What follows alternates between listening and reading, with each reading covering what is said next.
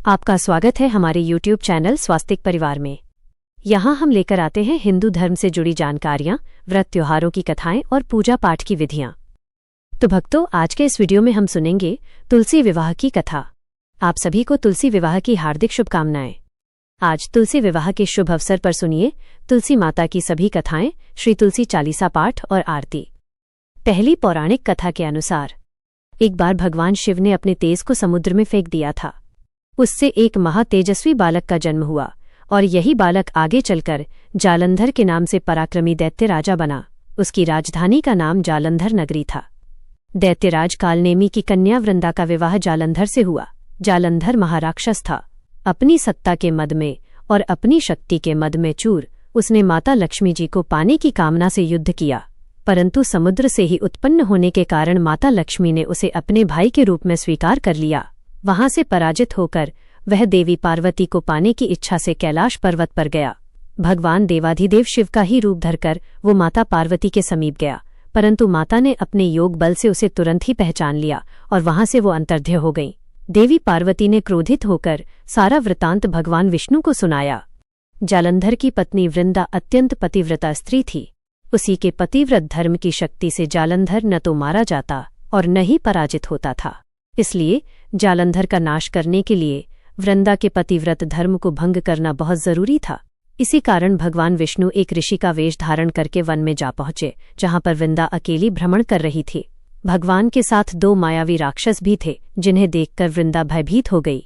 ऋषि ने वृंदा के सामने क्षण भर में ही दोनों को भस्म कर दिया। उनकी शक्ति देखकर वृंदा ने कैलाश पर्वत पर महादेव के साथ युद्ध कर रहे अपने पति जालंधर के बारे में पूछा। तब ऋषि ने अपनी माया से दो वानर वहां प्रकट किए। एक वानर के हाथ में जालंधर का सिर था और दूसरे के हाथ में धड़। अपने पति की ये दशा देखकर वृंदा मूर्छित होकर गिर पड़ी। होश में आने पर उन्होंने ऋषि रूपी भगवान से विनती की कि वह उसके पति को जीवित कर दे। तब भगवान ने अपनी माया से फिर से जालंधर का सिर धड़ से जोड़ दिया, परंतु स्वयं भी वह उसी शरीर में प्रवेश कर गए। वृंदा को इस छल का जरा भी आभास नहीं हुआ। जालंधर बने भगवान के साथ वृंदा पतिव्रता का व्यवहार करने लगी, जिससे उसका सतीत्व भंग हो गया। ऐसा होते ही वृंदा का पति, जो महादेव से युद्ध कर रहा था, जालंधर युद्ध में हार गया और उसका वध कर दिया गया। इस सारी लीला का जब वृंदा को पता चला तो उन्होंने क्रोधित होकर भगवान विष्णु को शिला होने का श्राप दे डाला और स्वयं भी सती हो गईं। जहां पर वृंदा भस्म हुई वहां तुलसी जी का पौधा उगा। भगवान विष्णु ने वृंदा से कहा, हे वृंदा, तुम अपने सतीत्व के कारण मुझे लक्ष्मी जी से भी अधिक प्रिय हो गई हो। अब तुम तुलसी के रूप में सदा मेरे साथ रहोगी। जो भी मनुष्य मेरे शालिग्राम रूप के साथ तुलसी जी का विवाह करेगा, उसे इस लोक और परलोक में विपुल यश की प्राप्ति होगी। जिस घर में तुलसी जी होती हैं, वहां यम के दूत भी असमय नहीं जा सकते। गंगा जी और नर्मदा नदी के जल में स्नान और तुलसी जी का पूजन एक बराबर माना जाता है, चाहे मनुष्य कितना भी पापी क्यों न हो। मृत्यु के समय जिसके प्राण मंजरी रहित तुलसी और गंगाजल मुख में रखकर निकल जाते हैं, वह पापों से मुक्त होकर बैकुंठ धाम को प्राप्त हो जाता है। जो मनुष्य तुलसी और आंवलों की छाया में अपने पितरों का श्राद्ध करता है, उनके पितरों को मोक्ष मिल जाता है। अब सुनिए तुलसी माता की दूसरी कहानी। कार्तिक के महीने में सभी औरतें तुलसी माता को सींचने जाया करतीं। सब तो सींच कर आतीं, परंतु एक बूढ़ी माई आती और कहती, हे तुलसी माता, सत की दाता, मैं बिड़ला सींचू तेरा, तू कर निस्तार मेरा। तुलसी माता, अडुआ दे, लडुआ दे, पीताम्बर की धोती दे, मीठा मीठा घास दे, बैकुंठ का वास दे, चटके की चाल दे, पटके की मौत दे, चंदन की काठ दे, झालर की झनकार दे, साईं का राज दे, दाल भात का जीवन दे, ग्यारस की मौत दे, श्री कृष्ण का कांधा दे। तुलसी माता से ऐसा कहने के बाद वे बूढ़ी माई तो अपने घर चली जाया करतीं। अब धीरे धीरे कार्तिक मास में जब वो इसी तरह से जल अर्पित करके तुलसी जी से कहा करती, तो धीरे धीरे तुलसी जी सूखने लगी। एक दिन भगवान कृष्ण ने उनसे पूछा, हे तुलसी, तुम क्यों सूख रही हो? तुम्हारे पास तो इतनी औरतें आती हैं, तुम्हें मीठा भोग लगाती हैं, गीत गाती हैं और तुम्हें सींचा करती हैं। तब तुलसी माता ने कहा, एक बूढ़ी माई रोज आती है और इस तरह की बात कह के जाती है। मैं उनकी सारी बात तो पूरी कर दूंगी, पर कृष्ण का कांधा कहाँ से लाऊंगी? भगवान बोले, वो मरेगी तो कंधा मैं दे आऊंगा। और फिर कुछ दिनों के बाद वो बूढ़ी माई मर गई।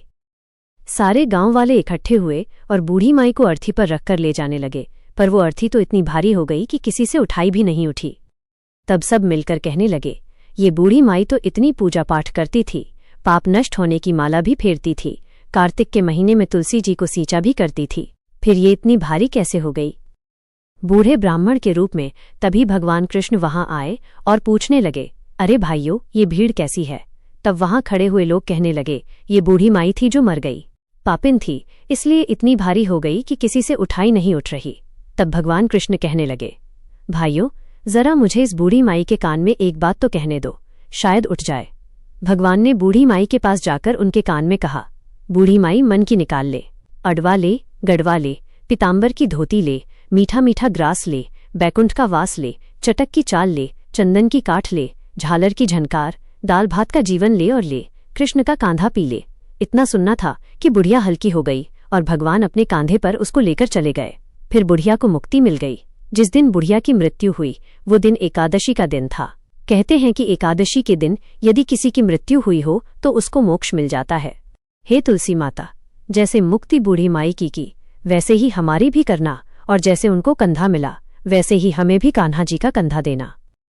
हमें उम्मीद है कि आपको हमारा ये वीडियो पसंद आया होगा और इससे आपको हिंदू धर्म, व्रत, त्योहारों और पूजा पाठ से जुड़ी नई व उपयोगी जानकारी मिली होगी। अगर आपको हमारा वीडियो अच्छा लगा हो तो लाइक, शेयर और सब्सक्राइब जरूर करें और घंटी का बटन दबाएं ताकि हमारे आने वाले हर नए धार्मिक वीडियो की सूचना आपको सबसे पहले मिले। फिर मिलेंगे अगले वीडियो में एक नई आध्यात्मिक कहानी और भक्ति भरे संदेश के साथ। जय श्री राम, जय माता दी, हर हर महादेव।